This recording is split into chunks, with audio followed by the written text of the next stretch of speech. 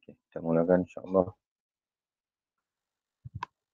Tajuk kita pada hari ini sifat-sifat Allah Subhanahu wa taala. Kita ulang semula. Sebelum ini kita telah pun menjelaskan bahawa dalam keimanan yang sempurna kepada Allah Subhanahu wa taala mesti terangkum di dalamnya tiga perkara. Yang pertama, kita meyakini kewujudan Allah Subhanahu wa taala berdasarkan kepada dalil daripada Al-Quran dan juga daripada dalil akal. Yang keduanya, kita meyakini kesempurnaan Allah. Allah Subhanahu wa taala adalah zat yang maha sempurna. Merangkumi untuk meyakini kesempurnaan Allah Subhanahu wa taala itu, kita wajib meyakini yang pertama bahawasanya Allah Subhanahu wa taala memiliki al-asma al-husna, nama-nama yang terindah. Nama-nama yang terindah yang menjadi pengenalan bagi zat Allah dan sekaligus menunjukkan kepada sifat-sifat Allah Ta'ala. Kemudian yang keduanya, termasuk juga perkara yang perlu difahami serta dihayati oleh hati setiap orang mukmin. Selain daripada Allah Ta'ala memiliki nama-nama yang terindah, Allah juga memiliki sifat-sifat kamal, sifat-sifat kesempurnaan. Dan kita telah pun selesai melihat secara umum nama-nama Allah, dan hari ini kita ingin melihat pula sifat-sifat Allah Subhanahu wa taala.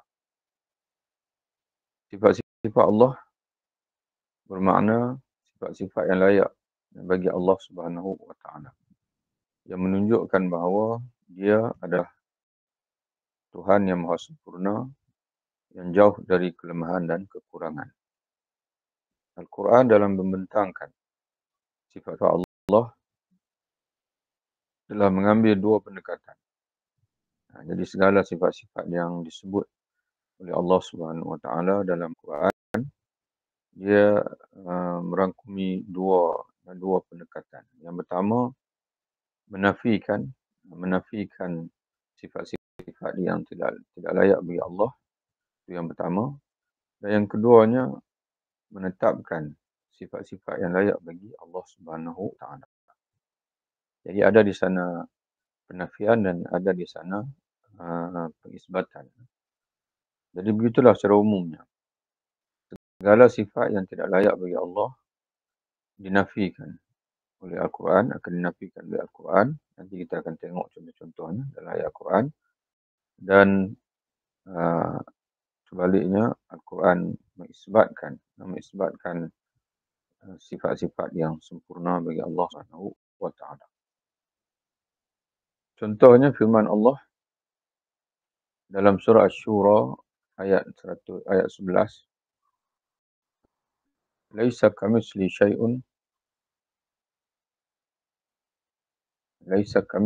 syai'un wa huwas samiul basir. Tidak ada sesuatu pun yang serupa dengan dia, yakni Allah, dan dialah yang maha mendengar, yang maha mendengar lagi maha melihat. Ya? Dan dialah yang maha mendengar lagi maha melihat. Jadi di sini Allah menafikan, Al-Quran menafikan kepada Allah segala sifat, penyerupaan dengan makhluk. Laisa kamitslihi syai'un.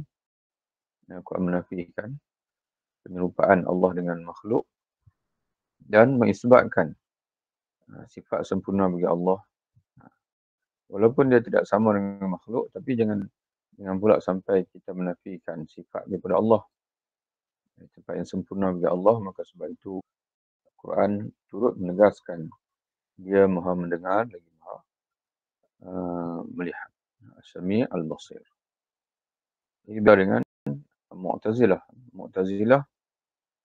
Dia dalam usaha dia menafikan penyerupaan manusia dengan makhluk, lalu dia berlebihan pula sehingga menafikan sifat bagi Allah. Sehingga akan dia menafikan sifat bagi Allah Subhanahu wa taala. Kemudian dalam ayat berikutnya Allah Taala menegaskan wa tawakkal 'alal ladzi la yamut. Dan bertawakkallah kepada Allah yang Maha Hidup serta yang tidak mati. Yang tidak mati. Jadi Allah menafikan daripada dia ataupun Al-Quran menafikan daripada Allah sifat kelemahan iaitu mati dan mengisbatkan Allah sifat yang sempurna iaitu hidup. Jadi begitulah secara umumnya. Bila kita menyebutkan Subhanallah, Maha Suci Allah, itu kita menafikan daripada Allah segala kekurangan, segala kelemahan. Kemudian bila kita berzikir pula, Alhamdulillah, segala puji bagi Allah, segala kebesaran, sanjungan, segala kemuliaan, kehebatan, itu mana Alhamdulillah. Alhamdulillah, bagaimana kita dah jelas sebelum ini, dia ada di dalam kalimah Alhamdulillah itu, As-sana, kita memuji Allah kerana keagungan zat dia. Kemudian madhu, dan kita muji Allah Subhanahu Wa Taala kerana perbuatan dia. Perbuatan-perbuatan Allah menggambarkan kesempurnaan dia. Menggambarkan kepada dia bijaksana, dia maha mengetahui, dan dia maha berkehendak. Kehendaknya fa'alu lima yurid. Apa saja yang dia berkehendak pasti akan terlaksana dan dia maha berkuasa. Dan pada yang sama, dalam kalimah Alhamdulillah itu juga terkandung syukur. Maknanya penghargaan kepada Allah Subhanahu Wa Taala. Jadi sebab itu sebenarnya zikir-zikir yang diajar oleh syariat itu sebenarnya untuk meneguhkan akidah, meneguhkan tauhid. Kalau la ilaha illallah pula untuk meneguhkan tauhid. Kalau subhanallah untuk menafikan segala kekurangan daripada Allah. Dan kalau alhamdulillah untuk mengisbatkan segala kelebihan, segala kesempurnaan bagi Allah. Kemudian kalau la haula wala quwata illa billah untuk menzahirkan kelemahan diri kita, tawaduk kita di hadapan Allah Subhanahu wa taala. Jadi semua zikir-zikir yang ada dalam syarak itu sebenarnya serampang dua mata sebagai amal soleh dan pada yang sama untuk meneguhkan makrifah kita kepada Allah Subhanahu wa taala. Di dalam dua ayat di atas Allah menghimpunkan antara dua pendekatan tersebut. Allah menghimpunkan di antara dua pendekatan tersebut iaitu mengisbatkan, menafikan. Yang pertama menafikan dari dirinya, dari Allah. Allah menafikan dari dirinya sifat penyerupaan dengan sesuatu yang lain dan sifat mati. Yang kedua pula, dan pada yang sama, dia menetapkan bagi dirinya sifat mendengar, melihat dan juga sifat hidup, iaitu sifat-sifat sempurna, kesempurnaan. Jadi sifat-sifat yang dinafikan oleh Allah dari dirinya semuanya adalah sifat-sifat yang menunjukkan kekurangan, kerendahan dan kelemahan. Adapun sifat-sifat yang ditetapkan Allah untuk dirinya, semuanya adalah sifat-sifat yang menunjukkan kesempurnaan, ketinggian dan kehebatannya. Sifat dia panggil sifat al-kamal, sifat sifat al-kamal, sifat al-jamal, sifat dia panggil sifat kesempurnaan dan juga sifat keindahan. Jadi ada sebagian ulama dia sifat sempurna bagi Allah ini dia dua cabang. Sifatul kamal, sifat ataupun jalal, sifatul kamal dan juga sifat al-jal. Sifat sempurna dan sifat keagungan. Sempurna dan juga agung. Kemudian kewajipan seorang Muslim terhadap sifat-sifat Allah. Yang pertama, dia hendaklah meyakini bahawa Allah adalah Tuhan yang maha sempurna. Iaitu jauh dari segala sifat yang menggambarkan kekurangan, kelemahan dan kecacatan zatnya. Jadi sebab itu kalau kita tak mampu nak bilang sifat 20 sekalipun, maka paling kurang sekali bila-bila masa pun kita mengiktikad dan bahawa Allah bersifat dengan segala kesempurnaan dan bebas daripada segala sifat kekurangan. Yang kedua adalah menerima dan mengakui segala sifat yang telah ditetapkan Allah untuk dirinya di dalam Al-Quran dan As-Sunnah tanpa menafikan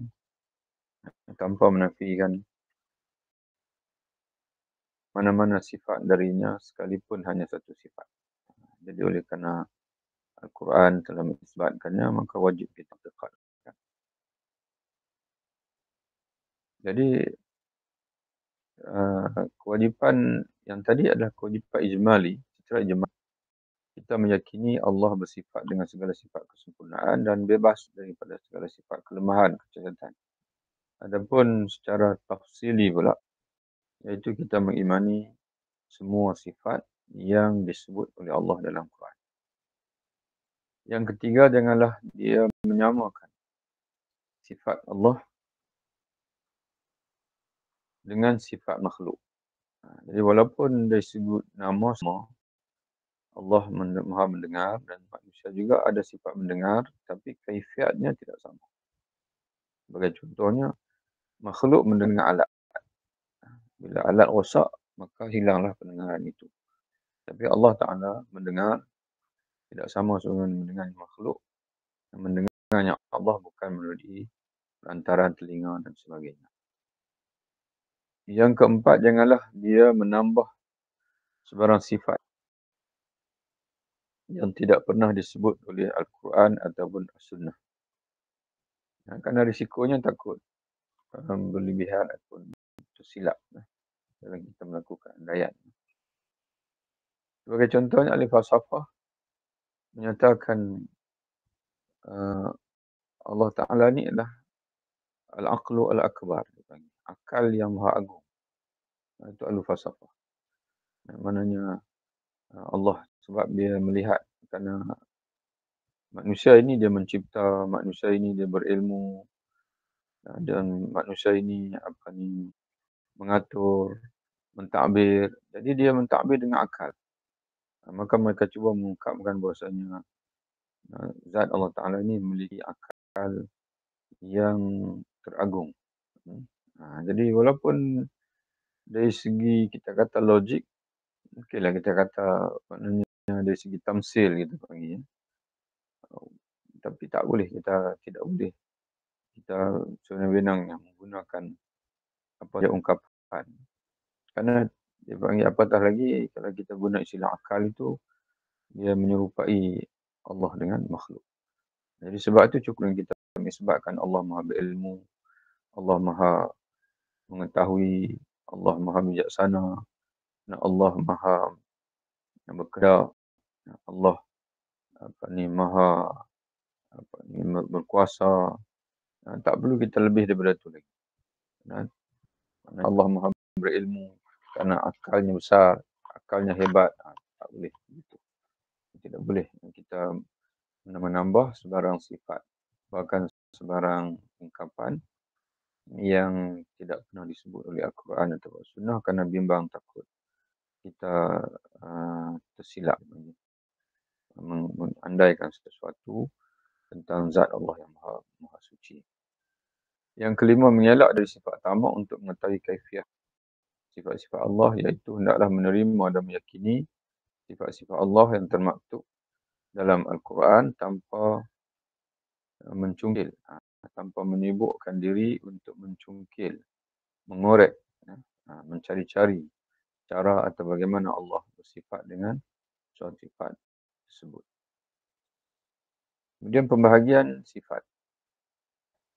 Setelah kita memahami secara umum konsep ataupun prinsip yang asas dalam tentang sifat-sifat Allah Ta'ala, maka para ulama di sana membahagikan sifat-sifat itu berdua jenis. Berdasarkan pemerhatian segala sifat-sifat Allah itu, para ulama membahagikannya kepada dua kategori. Yang pertama disebut dengan sifat-sifat zat. Yang kedua sifat-sifat af'al, sifatul af'al. Ataupun sifat az-zatiyah as-sifat al-fi'liyah. Sifat-sifat zat, iaitu sifat-sifat yang senantiasa wujud pada zat Allah, yang tidak lekang atau luput darinya bila-bila masa pun. Sifat-sifat dari jenis ini tidak tertakluk dengan kehendak Allah atau kudratnya. Bahkan ia wujud sejak azali pada zat Allah. Sejak azali dan juga berterusan pada zat Allah. Bahkan ia wujud azali dan berterusan pada zat Allah Subhanahu wa taala. Contoh-contoh sifat ini ialah yang pertama sifat hidup. Ini kita bilang mengikut Quran lah. Banyak sebenarnya sifat-sifat zat kalau mengikut Al-Quran ni. Cuma nanti kita akan sebut disimpulkan ulama pada 7. Di mana diringkaskan intipatinya pada 7. Sifat-sifat zat itu ialah sifat hidup, sifat ilmu, berkuasa, berkata-kata, melihat, mendengar. Kalau mengikut Mu'tazilah, berkata-kata ini dia masuk dalam sifat fi'il. Sebab itu bagi Mu'tazilah, kalamullah itu tidak qadim, hadis yang baharu. Mengikut Ahlussunnah wal Jamaah, sifat kalam bagi Allah itu adalah qadim. Yang 5, melihat. Yang ke-6, mendengar. Di antara sifat zat pada Allah Ta'ala. Allah Ta'ala senantiasa bersifat dengan sifat-sifat ini tanpa tertakluk dengan kehendak. Berbeza dengan sifat fa'il yang bertakluk dengan kehendak Allah. Kalau Allah Ta'ala berkehendak, maka dia melakukannya. Kalau dia tak berkehendak, maka dia tidak melakukannya. Jadi sebab itu kita tidak boleh menyatakan bahawa Allah berilmu kalau dia nak. Sebab sifatnya adalah sifat zat. Mana sifat yang kekal pada zat dia. Berkehendak, esa, kaya, mana bila-bila masa. Allah esa, kaya yang tidak berhajat pada makhluk. Memiliki kebesaran, keagungan dan ketinggian, bijaksana, mulia dan kekal dan sebagainya yang disebut dalam Al-Quran Al-Karim. Jadi salah satu daripada ini ialah adil. Allah Ta'ala itu Tuhan yang maha adil. Di antara nama dia adalah Al-Adlu. Jadi sebab itu, maka penafi daripadanya zalim. Salah satu contoh disebabkan Al-Quran, wa ma'ana bizzalami lil abid. Tidaklah aku menzalimi hamba-hamba aku, kata Allah. Dan apa dalil bahasanya adil ini sifat zat bagi Allah Subhanahu wa taala? Yang pertama, nama Allah Ta'ala sendiri ada Al-Adlu, Tuhan yang maha adil. Yang kedua, ijma' para ulama' bahawasanya segala perbuatan Allah Subhanahu wa taala, dia berlegar di antara al-adlu atau al-fadlu. Al-adlu al-fadlu. Keadilan dia ataupun kurniaan dia. Dan tidak ada sana zulmu. Az-zulmu ini adalah kurang. Az-zulmu ini adalah cacat. Orang yang menzalimi. Apa makna zalim? Zalim ialah wad'u syai' fi ghairi mahalli. Meletakkan sesuatu bukan pada tempat dia. Jadi kalau kita menyatakan bahawa Allah Ta'ala ini boleh bersifat zalim kalau dia nak. Soalan macam kita nak sebut Allah Ta'ala ni boleh bersifat ilmu kalau dia nak. Kalau dia nak berilmu, dia boleh bersifat berilmu. Jadi bukan semua benda tertakluk dengan iradah dan juga qudrah. Sebab itu maknanya mazhab Asy'ariyah dia intro dia dengan hukum akal. Hukum akal sebab kita boleh berfikir di samping dengan syarak, maka kita juga mesti berfikir dengan al-musalamat, benda-benda yang dipanggil sedia difahami, diterima oleh akal. Maknanya kalau kita kata Allah Ta'ala itu boleh bersifat zalim, kita boleh melakukan kezaliman kalau dia nak. Jadi maknanya semua sifat-sifat zat maknanya tertakluk dengan qudrah dan masyiah dan juga qudrah. Nah, itu batil, itu semua benda yang batil. Apatah lagi kalau kita rujuk pada tadi ni,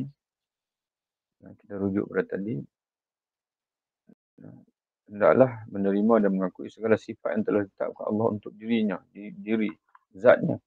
Jadi Allah Ta'ala sendiri sedang mengisbatkan adil bagi dia. Dan bukan sekadar mengisbatkan adil bagi dia, bahkan Allah telah menafikan zalim bagi dia. Wa ma anna bizallamin lil abid. Tidaklah aku menzalimi hamba-hamba. Nah, itu sifat zat. Contohnya. Kemudian dalam kitab yang asal tidak ada ni baru tambah sebagai tambahan. Sifat-sifat zat ini disimpulkan kepada 7. Jadi banyak semua sifat. Tak terkira lah sifat-sifat zat Allah Ta'ala ini. Tapi disimpulkan ulama kepada 7, iaitu al-haya, al-ilmu, al-qudrah, al-iradah, al-kalam, al-sama' dan juga al-basar. Iaitu sifat ma'ani dan sifat-sifat ini adalah qadim dengan ijma' ulama. Mana qadim, mana sejak ada, sejak ali pada zat Allah Subhanahu wa Ta'ala. Kemudian sifat-sifat perbuatan. Sifat-sifat perbuatan pula ialah sifat-sifat yang menunjukkan kepada perbuatan-perbuatan Allah yang maha sempurna. Dalam erti lain, sifat-sifat ini terbit dari perbuatan-perbuatan Allah yang berlaku dengan iradah dan qudrahnya. Kehendak dan kekuasaannya menepati ilmu dan kebijaksanaannya.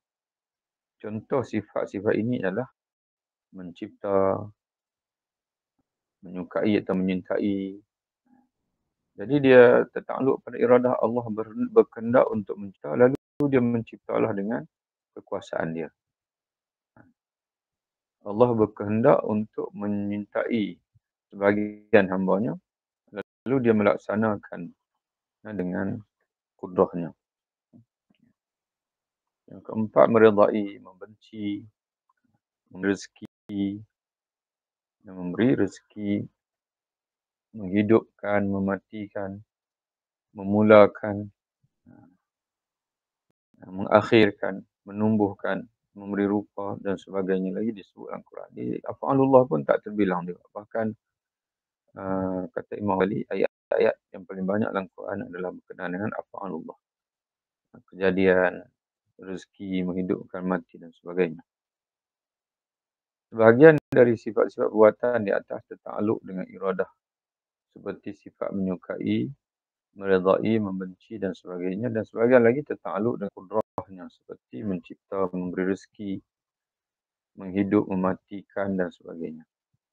Oleh itu ada di kalangan ulama dalam membilang atau menghitung sifat-sifat Allah, mereka tidak menaraikan sifat-sifat perbuatan ini dalam senarai sifat-sifat Allah kerana memadai dengan adanya sifat qudrah iradah. Ini mazhab Asy'ariyah.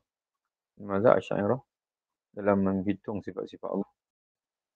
Dia memadai dengan sifat qudrah iradah saja, kan di bawah itu dah masuk semua af'alullah. Dah masuk semua af'al Allah Ta'ala. Yang ini dengan mengisbatkan sifat qudrah dan iradah bagi Allah, maka terangkumlah di dalamnya segala sifat af'al atau sifat perbuatan yang disebut tadi. Ataupun tak payah sebut sifat af'al saja. Itu lebih dipanggil apa? Yang lebih senang dipahami. Mana perbuatan-perbuatan Allah. Dan mazhab Maturidiyah, dia semua perbuatan Allah itu dirangkumkan dalam satu lagi sifat Allah, iaitu at-takwin. Sifat menjadikan. Sifat at-takwin. Kaun. Al-kainat. Sebab itu alam ciptaan Allah ni, selain daripada disebut al-makhluqat, disebut al-kainat. Kejadian-kejadian. Jadi kejadian-kejadian ni, kalau mengikut mazhab Asy'ariyah, dia lahir daripada sifat iradah dan juga qudrah. Ataupun sebahagian daripada iradah, sebahagian takluk dengan qudrah, sebahagian takluk dengan iradah, sebahagian takluk dengan apa ni? Dengan sifat qudrah. Jadi tak perlu diungkapkan dengan sifat yang baru. Tapi Imam Abu Hanifah dan juga Maturidiyah, dia merangkumkan dalam satu sifat lagi, iaitu at-takwin. Sifat at-takwin. Jadi yang hal tidak, para ulama Ahlussunnah wal Jamaah tidak menafikan bahwasanya di sana ada perbuatan-perbuatan Allah yang tertakluk dengan kudrah, dengan iradah dan juga kudrahnya. Karena itu ini ta'liq kepada nota kaki nombor 2. Dalam arti lain, sifat-sifat ini, mana sifat-sifat takwin, sifat-sifat perbuatan Allah, mencipta, menyukai, meredai, membenci, ataupun disebut oleh aliran Al-Maturidiyah dengan takwin. Sifat takwin ini dia terbit dari perbuatan Allah yang berlaku dengan iradah dan juga kudrah. Maka nota kaki di bawah tu menjelaskan, kerana itu perbuatan-perbuatan Allah melihat kepada butiran-butirannya, mana satu tu menciptakan, menghidupkan, menumbuhkan, memberi rezeki, menahan rezeki, adalah hadis ini baharu. Baharu, makna baharulah kerana dia berkait dengan ta'aluk kepada sifat kudrah, iradah kudrah, itu mungkinat dipanggil. Mungkinat. Makna baharulah. Makna Allah ta'aluk sifat kudrah, iradah dan kudrah itu adalah al-mumkinat. Al-mumkinat maknanya al-hawadis, perkara daripada makhluk, perkara baharu. Dijadikan Allah. Bila Allah berkehendak, barulah dia ada. Bila diciptakan Allah, barulah dia wujud. Namun jika dilihat secara keseluruhan, mana jinsul fi'li, ia adalah qadim. Kerana ia kembali kepada sifat iradah dan kudrah itu. Jadi maknanya sifat takwin, kalau mengikut Al-Maturidiyah, itu adalah qadim lah. Kerana ia kembali kepada sifat iradah dan kudrah sekaligus sifat zat. Bila dah qadim, maka dia masuk dalam kategori sifat zat. Di mana Al-Quran sendiri menegaskan secara umum, inna rabbaka fa'alul lima yurid. Sungguh Tuhan kamu maha melaksanakan segala yang dikehendakinya. Maka sifat maha melaksanakan segala yang dikehendakinya itu sedia ada pada zat Allah. Ataupun dalam bahasa itu yang kita kalau dipelajari lebih lanjut, dia panggil, ada di sana suluhul qadim. Suluhul qadim itu sifat zat Allah lah.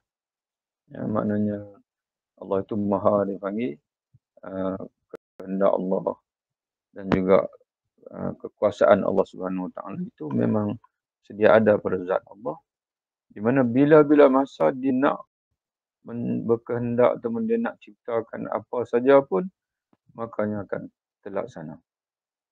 Tapi tanji dia melaksanakan itu bergantung kepada bila apa yang dia nak, bila masa dia nak. Itu makna bersifat baru, tanjizul hadis. Menurut Al-Maturidiyah, ia yakni perbuatan-perbuatan Allah ataupun sifat-sifat af'al tadi ni. Dari perbuatan itu lahirlah sifat-sifat af'al. Mengikut istilah ulama kalam, ia diimpunkan dalam sifat takwin. Dan sifat ini bagi Al-Maturidiyah adalah qadim. Bagi al-qadim, maka bagi mereka sifat ma'ani ada 8 semuanya. Tambah pada yang 7 tadilah. Dia kalau mengikut Asy'ariyah ada 7 saja. Adapun Maturidiyah 7 plus 1, iaitu at-takwin.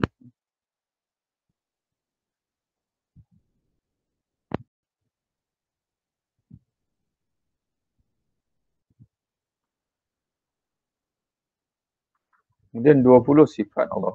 Sifat-sifat Allah yang banyak dalam Quran telah disimpulkan dan diringkaskan oleh para ulama kepada 20 sifat yang wajib diyakini oleh setiap mukallaf bagi Allah, iaitu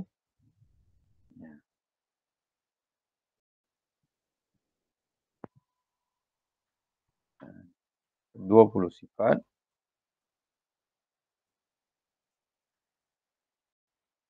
yang wajib diyakini oleh setiap mukallaf bagi Allah, iaitu yang berwujud. Wajib diyakini bahawa Allah bersifat dengan wujud, ada, mustahil baginya ada. Jadi mungkin kita asal mungkin dalam berlaku perubahan, itu tuan-tuan sekalian kena pindah mengikut sini. Ini anda baru update supaya bahasanya itu lebih mencapai maksudnya.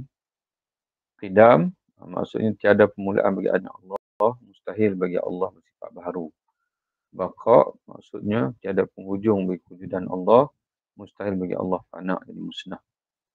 Mukhalafatu ta'ala lil hawadith maksudnya Allah menyalahi segala yang baharu dan makhluk, sama ada pada zatnya, sifat-sifatnya dan perbuatan-perbuatannya. Mustahil bagi Allah sebarang keserupaan.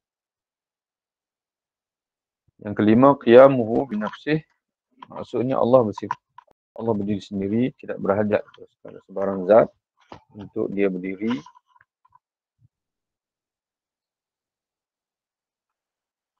Dan dia tidak berhajat kepada siapa pun untuk mengadakannya.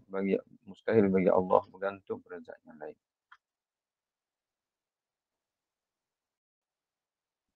Dan dalam Aqidah As-Sanusiah dia disebut qiyamu ta'ala binafsih, iaitu Allah tidak bergantung pada tempat, dan juga Allah tidak bergantung pada mujid. Mujid mana yang mengadakan.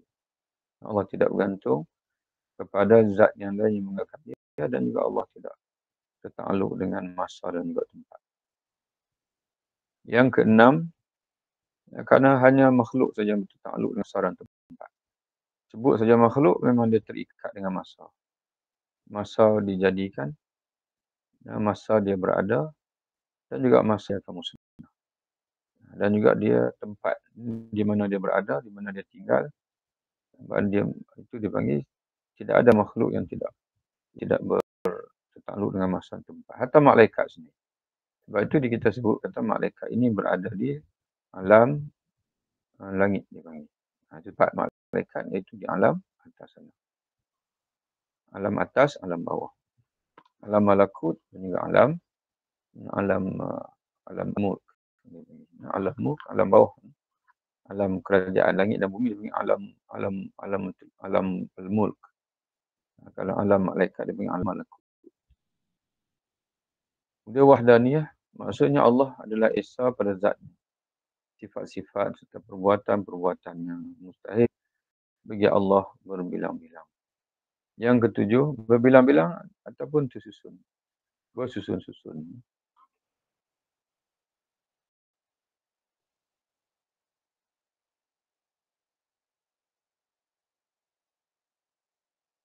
Tak macam kita lah, makhluk ni cantuman dia panggil sel, cantuman dia panggil anggota tangan, mata, barulah jadi makhluk. Jadi Allah Subhanahu Wa Taala isakan sendiri syaitan. Jadi tak boleh kita gambarkan Allah Taala ini dia bersusun, berbilang-bilang anggota dan sebagainya. Yang ketujuh, qudrah. Maksudnya Allah bersifat dengan kuasa, mustahil baginya lemah.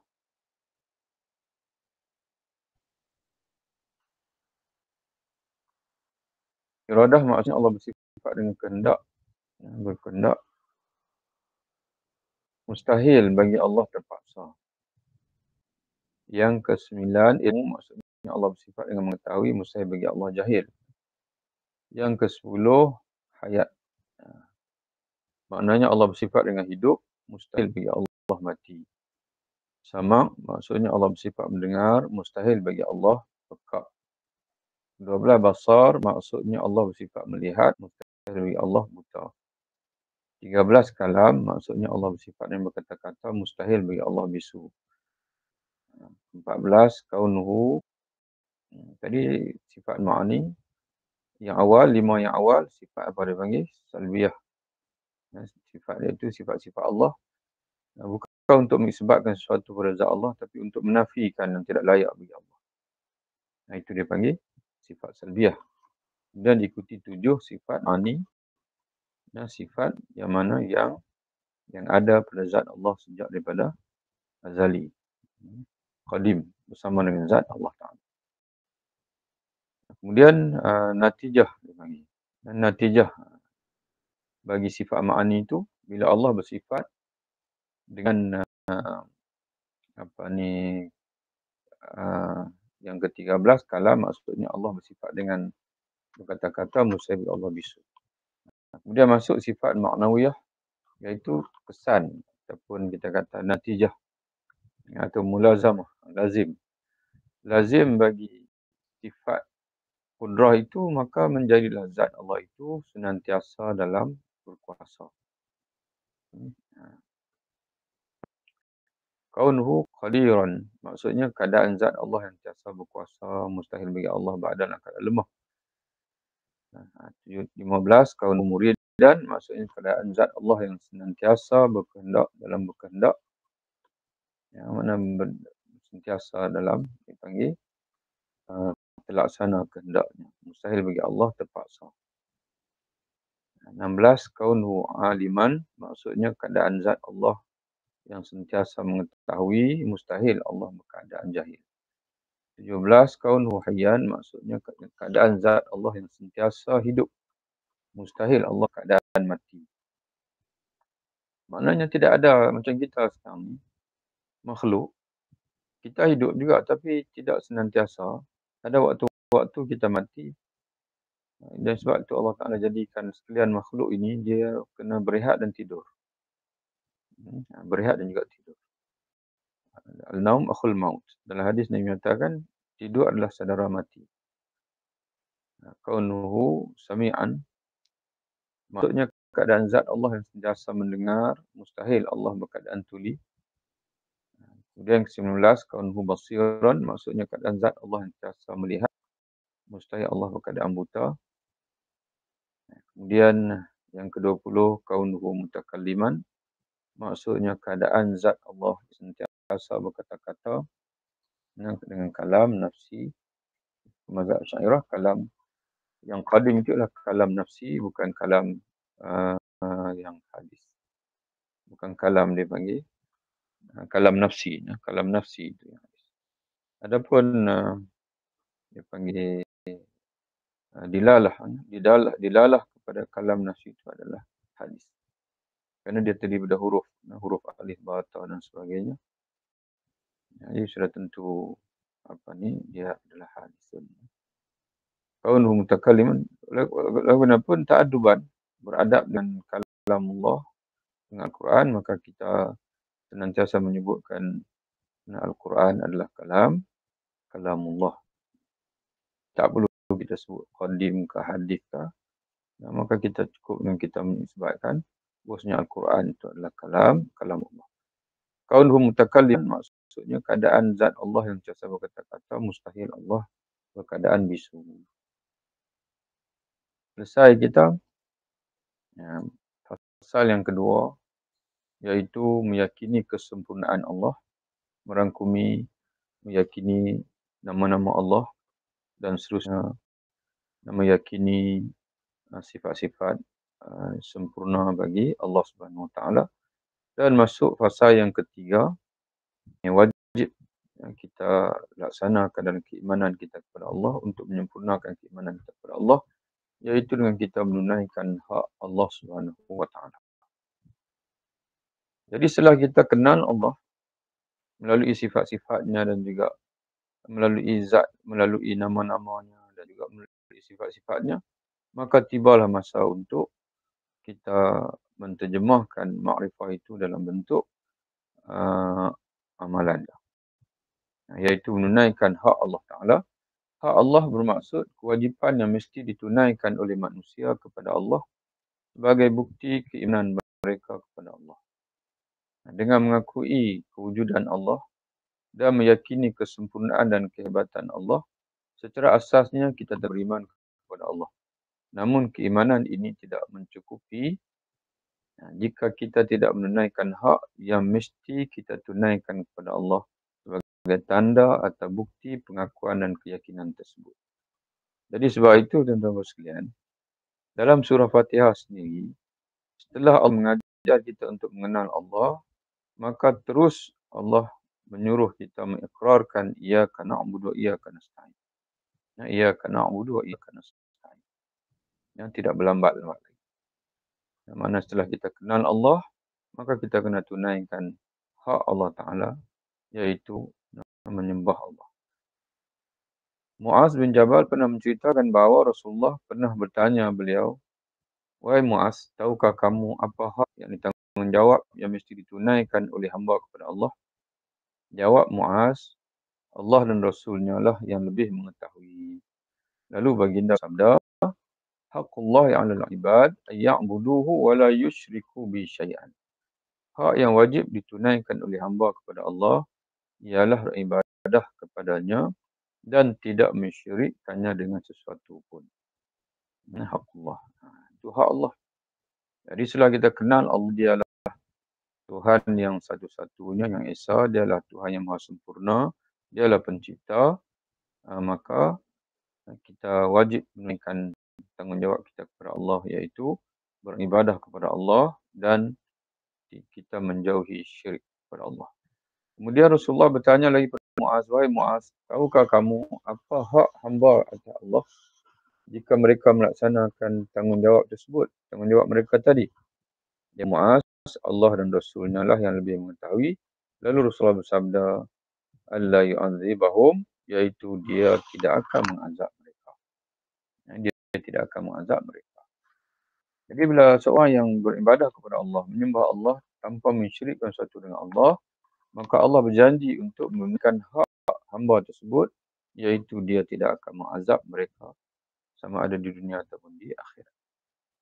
Hadis di atas menjelaskan kepada kita bahawa hak yang mesti ditunaikan oleh hamba kepada Allah ada dua, iaitu beribadah kepada Allah dan yang kedua tidak mensyirikkannya dengan sesuatu.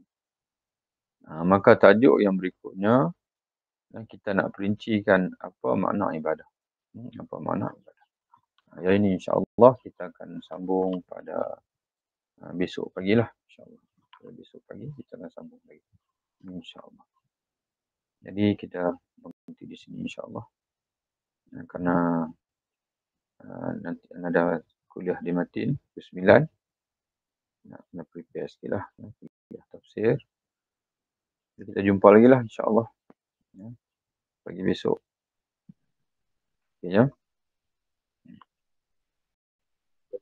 Baik, Ya, sama insya-Allah. Cheers, Ustaz. Ya, sama insya-Allah. Jazakallah khair Ustaz. Jazakallah khairan jasa Ustaz. Ya, sama-sama insya-Allah. Kena putuskan ya. Okay. Assalamualaikum warahmatullahi wabarakatuh.